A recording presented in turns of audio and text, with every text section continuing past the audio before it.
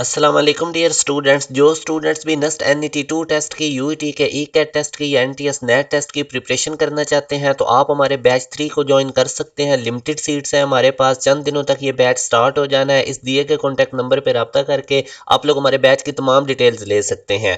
Latest educational updates के लिए हमारे व्हाट्सएप चैनल को फॉलो कर लें। इसी वीडियो के डिस्क्रिप्शन में आप लोगों को इसका लिंक मिल जाएगा। जैसे कि मैंने फिजिक्स के इलेक्ट्रोस्टैटिक वाले चैप्टर में से पास्ट पेपर के एमसीक्यूज की सीरीज स्टार्ट की हुई है। ये नेस्ट एनईटी के पॉइंट ऑफ व्यू से बड़े इंपॉर्टेंट एमसीक्यूज हैं और यूईटी के ई कैट टेस्ट के पॉइंट ऑफ व्यू से।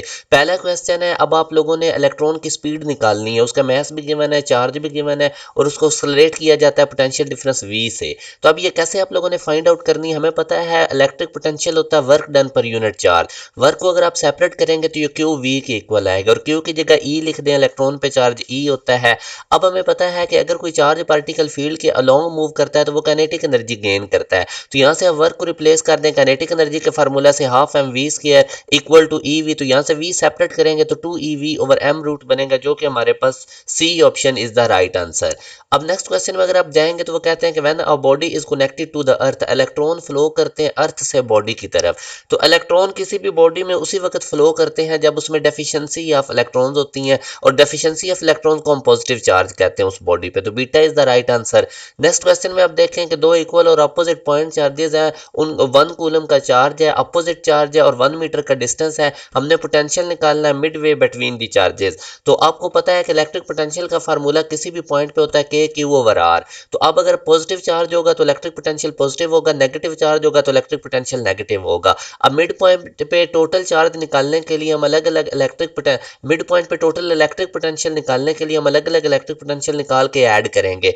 अब पहला Q1 पॉजिटिव है 1 तो 1 आ जाएगा, दूसरा Q2 नेगेटिव है तो -1 आ जाएगा। बाकी K और R दोनों सेम है, तो अब आप देखेंगे कि ये दो सेम क्वांटिटीज अपोजिट साइन के साथ कट के हमारे पास मिड पॉइंट पे इलेक्ट्रिक पोटेंशियल 0 हो जाएगा। तो you alpha is the right answer. Next question में अगर आप देखें तो वो कहता है what is the angle between the electric field and the equipotential surface.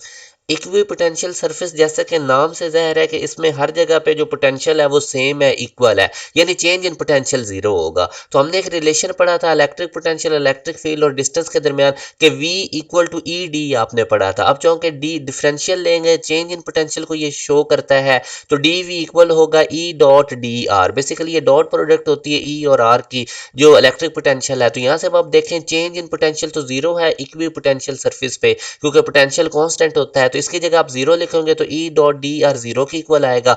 अब दो क्वांटिटीज की डॉट प्रोडक्ट कब 0 होती है? जब उनमें 90 डिग्री का एंगल हो। तो यूं हमारे पास जो एक एंगल होता है इलेक्ट्रिक फील्ड और इक्वी पोटेंशियल सरफेस में वो 90 डिग्री का होता है। याद रखें जो इलेक्ट्रिक पोटेंशियल है वो डॉट प्रोडक्ट होता है इलेक्ट्रिक फील्ड और डिस्टेंस का।